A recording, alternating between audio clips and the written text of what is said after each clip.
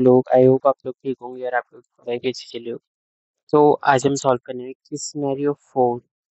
तो हमने अभी तक 3 की सिनेरियो सॉल्व कर लिए हैं। आज हम 4th वाला सॉल्व करेंगे।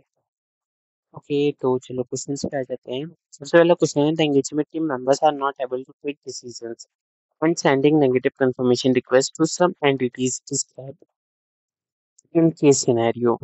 Which of the following statement is in accordance with standard of auditing?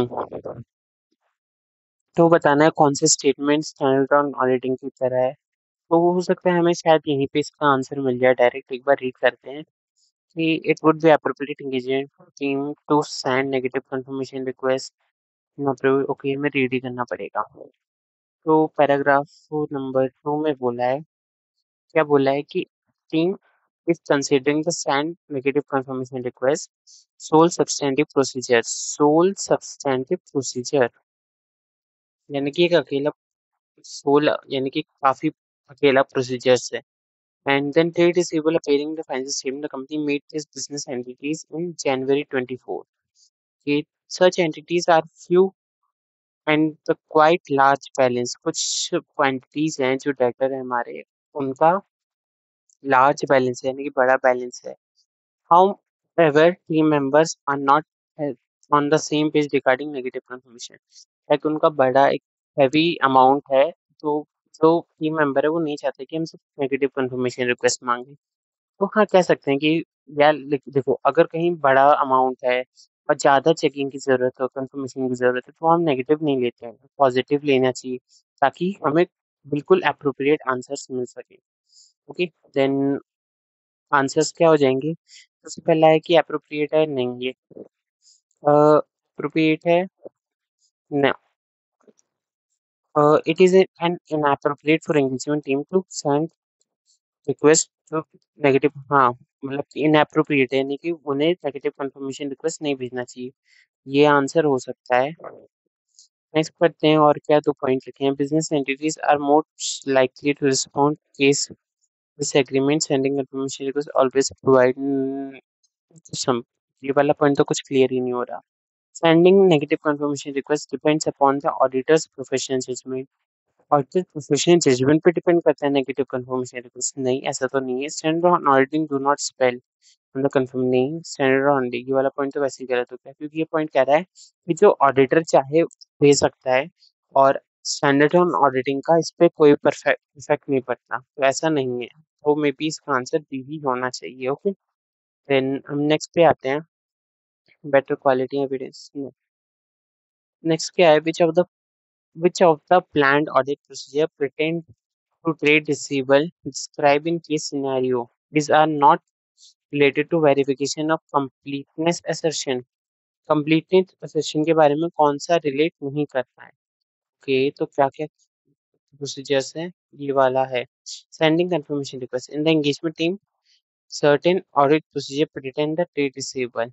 Okay, तो देखो सबसे पहले अगर ऑप्शंस देखो, ऑप्शंस में से 3 ही ऑप्शंस के बारे में 1, 2 और 3 के बारे में बात किया, तो हम 4th को यहाँ पे रीड ही नहीं करेंगे, तो वो 4th को पढ़ के फायदा नहीं रहेगा। ठीक है, तो 1 और 2 और 3 में सबसे पहले 1, verification of invoice issued during the 7 days, verify the goods dispatch. Okay, ये डेटर के है, क्योंकि अगर गुड्स की वेरिफिकेशन इनवॉइसेस चेक करें तो वहां से हमें पता चलता है कि हमारे पास एक्चुअल डेटर्स हैं कि नहीं है।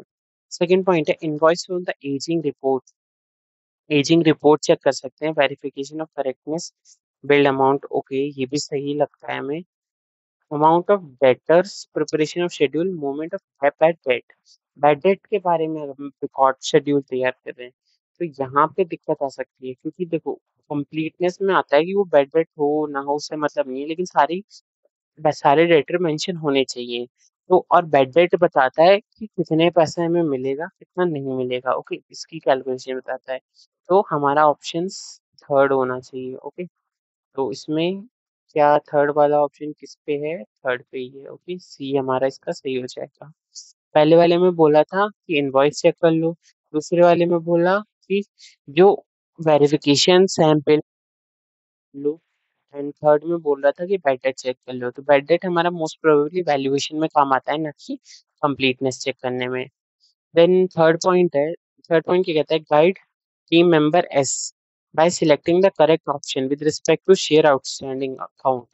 ओके, शेयर आउटस्टैंडिंग अकाउंट के बारे में पूछा है, कौन सा ऑप्शन से।